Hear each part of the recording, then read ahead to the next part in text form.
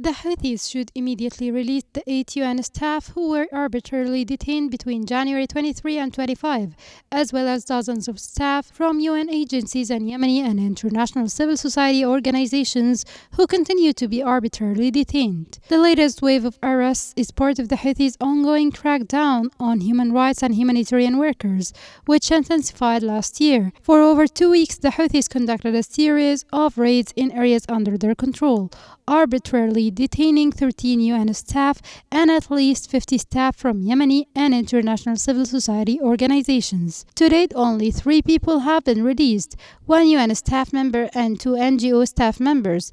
The rest remain detained without access to a lawyer or their families and without charge. The Office of the UN Resident and Humanitarian Coordinator for Yemen confirmed the arrests in a statement published, noting that 7 UN staff members, including personnel from the World Health Organization and UNICEF, had been detained.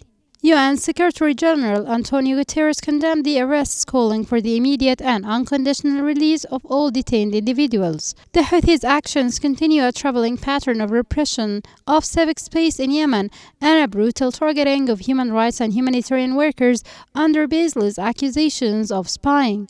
In August 2024, the so-called Houthi-run Supreme Council for Management and Coordination of Humanitarian Affairs and retreated the Houthis' restrictive policies on humanitarian activities in 5-day-long meetings with UN and INGO staff, warning them of the dangers of spying that may be exploited within the framework of humanitarian work. The arrests have been accompanied by an ongoing Houthi-led media campaign claiming humanitarian organizations and their staff of conspiring against the country's interests through their projects.